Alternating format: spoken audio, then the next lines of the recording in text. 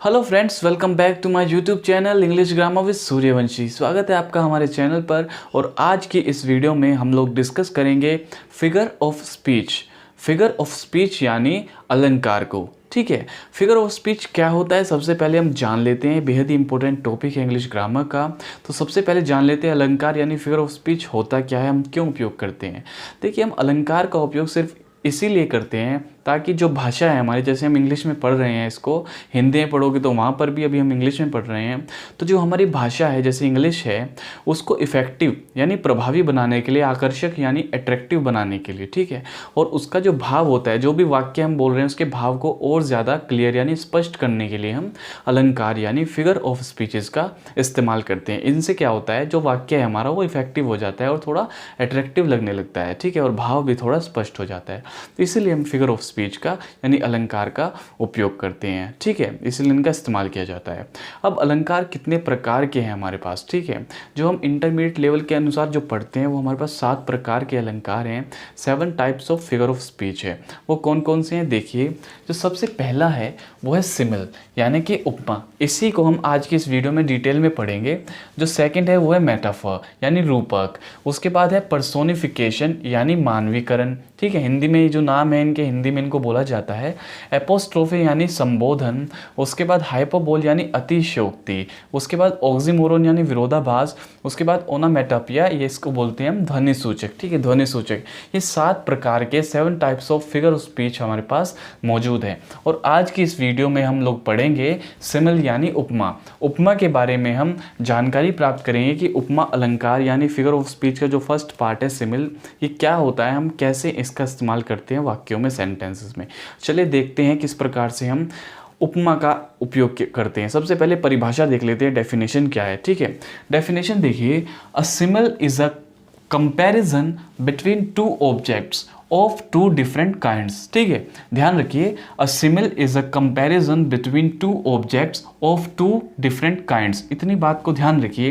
ये क्या कह रहा है, जो उपमा है यानी कि जो सिमिल है, ये क्या करता है, दो भिन्न भिन्न, दो की बात हो रही है, दो भिन्न भिन्न प्रकार की वस्तुओं के बीच में तुलना करते हैं, ठीक है। जब हम दो भिन्न भिन्न प्रकार की वस्तुओं के बीच में, उनके मध्य में तुलना करते हैं, उनके आपस में तुलना करते हैं, तो उसी को बोलते हैं हम उपमा अलंकार, ठीक है, उसी को बोलते हैं हम उपमा अलंकार। जब दो भिन्न भिन्न वस्तुओं का मतलब समझिए, एक आदमी की एक आदमी से करोगे नहीं चलेगा, ठीक है, एक आदमी की किसी जानवर से करोगे चलेगा, एक आदमी की किसी वस्तु से करोगे चलेगा, एक वस्तु की किसी जानवर से करोगे चलेगा, एक जानवर से किसी वस्तु की करोगे चलेगा, ठीक है।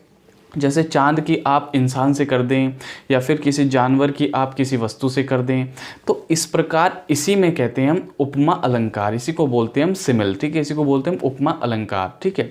जहाँ दो भिन्न प्रकार की वस्तुओं के बीच में तुलना की जाती है। अगर समान प्रकार की वस्तुएं हैं तो उसमें वहाँ पर उपमा अलंकार नहीं होता है, वहाँ पर हम नहीं कहते कि यहाँ पर सिमिल है, ठीक है, वहाँ पर नहीं कहते। आगे देखिए, which have at least 1 point in common. Which have at least 1 point in common यानी कि वो जो दो वस्तुएं जिनके बीच में हम तुलना कर रहे हैं उनमें एक पॉइंट यानी एक गुण समान होता है, एक गुण समान होता है, उसी गुण के आधार पर हम उनकी तुलना करते हैं। कम से कम बात हो भी सकती, 2 भी हो सकते हैं, 4 भी हो सकते हैं, लेकिन एट लीस्ट, ठीक है, कम से कम एक पॉइंट यानी एक गुण उनमें समान होता है, जिन दो वस्तुओं के बीच में हम तुलना कर रहे हैं, उसी को हम उपमा अलंकार बोलते हैं यानी सिमिल बोलते हैं, ठीक है। आगे देखिए, the comparison is made clear by using the pointers as like so. ये जो तुलना है इसको स्पष्ट किया जाता है इन 3 शब्दों का इस्तेमाल करके, एज, लाइक और सो का, ठीक है, एज, लाइक और सो, इन 3 शब्दों का इस्तेमाल करते हैं हम जब हम तुलना करते हैं ना, जब उपमा अलंकार के वाक्य बनाते हैं तो हम इन 3 शब्दों का इस्तेमाल करते हैं, ठीक है। इनका इस्तेमाल अवश्य किया जाता है, अगर नहीं है तो वहाँ पर हम उपमा अलंकार नहीं कहेंगे, ठीक है। चलिए एग्जाम्पल देखते हैं, एग्जाम्पल से आप ज़्यादा बेहतर समझ पाएंगे। नंबर 1 एग्जाम्पल है, Baahubali was as brave as lion. Baahubali was as brave as lion. Baahubali इतना बहादुर था जितना कि एक शेर होता है, या फिर आप इस तरह से इसको बोल सकते हैं, बाहुबली इतना बहादुर था जितना कि एक शेर, जितना कि एक शेर। तो यहाँ पर शेर की तुलना बाहुबली से की जा रही है, किस गुण के आधार पर, ब्रेव यानी बहादुरी गुण के आधार पर। ये एक गुण है बहादुरी जो इन दोनों में कॉमन है, बाहुबली में भी है, लोयन में भी है। इसी गुण के आधार आधार पर इनकी तुलना की जा रही है और हम क्या वर्ड यूज़ कर रहे हैं, एज। क्या यूज़ कर रहे हैं, एज। तो एज का यूज़ कर रहे हैं हम। और गुण क्या है, ब्रेव, बहादुरी। किसकी तुलना किससे कर रहे हैं, बाहुबली से लोयन की। देखिए दोनों भिन्न प्रकार के हैं। ये एक जानवर जाति यानी जाति में भी बिल्ली जाति का एक जानवर है लोयन, शेर। और ये बाहुबली एक व्यक्ति का नाम होता है जो हम रख देते हैं नॉर्मली, इंसान का नाम। तो इस प्रकार से एक इंसान की तुलना एक जानवर से की जा रही है, जानवर की भी एक स्पीशीज से, एक ब्रेव यानी कि ब्रेवरी, एक बहादुरी के गुण के आधार पर इन एज पॉइंटर्स का इस्तेमाल करके। ठीक है, तो यहीं पर हम कहते हैं कि ये उपमा अलंकार है। सेकंड एग्जांपल देखिए, as shines the moon in clouded skies she her in poor attire was seen. As shine the moon in clouded skies she her in poor attire was scene.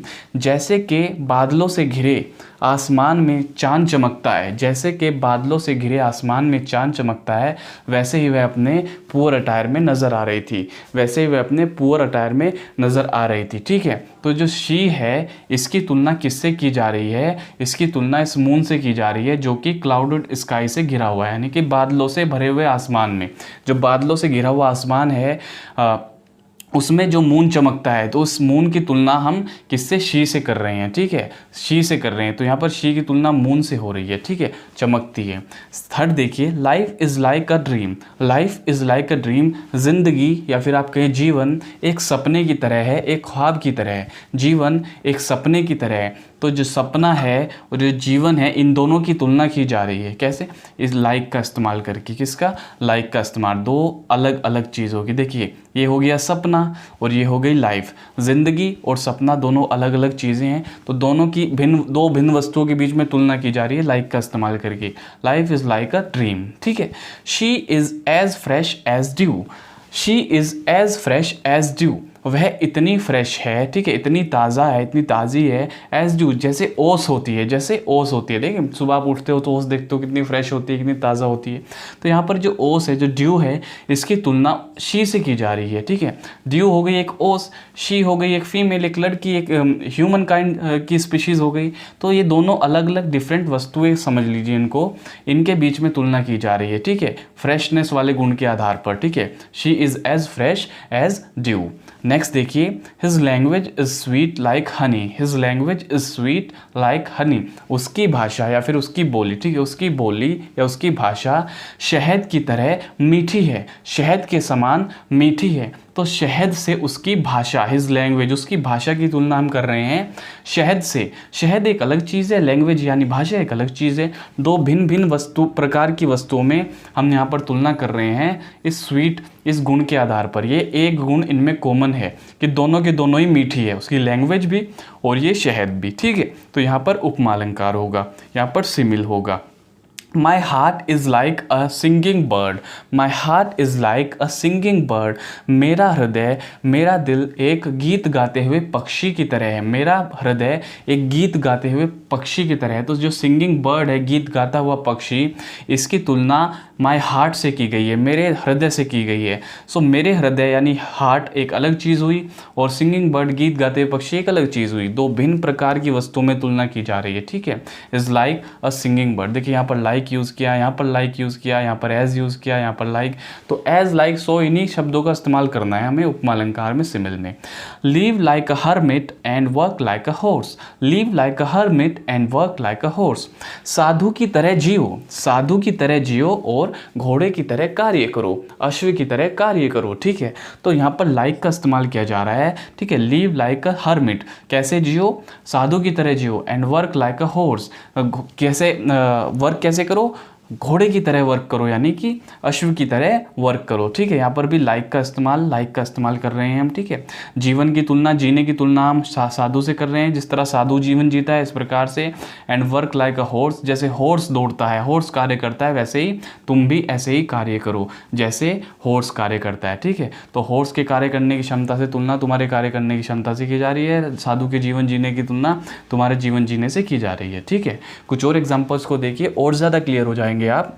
The night is dark as a black stone, the night is dark as a black stone, रात इतनी काली है जितना कि एक काला पत्थर, रात इतनी काली है जितना कि एक काला पत्थर। सो ब्लैक स्टोन यानी काले पत्थर की तुलना नाइट से की जा रही है, रात से की जा रही है, अंधेरे के गुण के आधार पर। इन दोनों में जो क्या गुण समान है, डार्कनेस, ये जो अंधेरा है, जो कालापन है, वो दोनों में है। ब्लैक स्टोन भी काला है, नाइट भी काली है, ठीक है। तो इसके आधार पर इनमें तुलना की जा रही है एज का इस्तेमाल करके। ओके, तो यहाँ पर सिमिल है।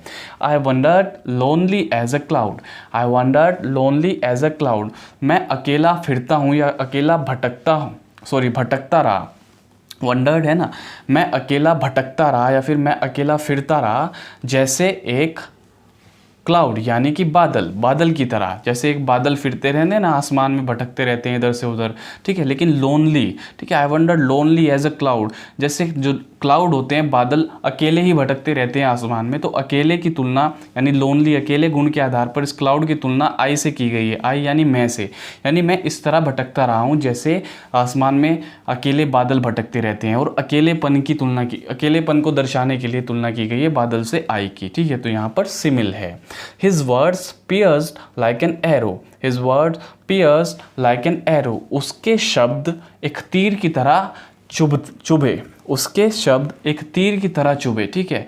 तो उसके जो शब्द हैं, ठीक है, उसके जो ये शब्द हैं वो चुभे किसकी तरह, लाइक एन एरो। सो जो एरो है, तीर है, इसकी तुलना उसके शब्दों से की गई है, शब्दों से, क्योंकि शब्द भी चुभे और तीर भी चुभता है, ठीक है। जैसे छेदा जाता है, ठीक है, जैसे कहीं पर वो वार करता है, ऐसे घुस जाता है ना, तो इसी प्रकार से उसके शब्द, जब कोई व्यक्ति कोई बुरे शब्द कह देता है जिससे हमें दुख पहुंचता है, तो उसको हम इस तरह बोलते हैं कि तुम्हारे शब्द चुभे हैं, ठीक है। चुभे मतलब कि बहुत बुरा लगा है। तो एरो यानी तीर के साथ, जो तीर होते हैं ना, कमान में तीर होते हैं, उस तीर की तुलना की जा रही है उसके शब्दों से, ठीक है। तो शब्दों की तुलना इस तीर से की जा रही है, इस लाइक शब्द का इस्तेमाल करके, ठीक है। तो यहाँ पर भी सिमिल है यानी उपमा अलंकार है, ठीक है दोस्तों। तो ये थे उपमा अलंकार के कुछ एग्जाम्पल्स, परिभाषा, क्या उपमा अलंकार होते हैं। फिगर ऑफ स्पीच का जो पहला एलिमेंट है सिमिल, ये मैंने आपको समझाना था, जो कि मैंने आपको समझाया कुछ एग्जाम्पल्स लेकर, ठीक है। आशा करता हूँ कि आपको यह वीडियो पसंद आएगी, क्योंकि इसमें मैंने आपको बिल्कुल आसान तरीके से बता दिया है कि क्या सिमिल होता है, फिगर ऑफ स्पीच क्या होते हैं, और जो बाकी बचे एलिमेंट है वो भी हम अपनी आने वाली वीडियोज़ में डिस्कस करेंगे। लेकिन आज की वीडियो में केवल इतना ही। अब मिलते हैं अपनी नेक्स्ट वीडियो में नेक्स्ट टॉपिक के साथ। Thank you.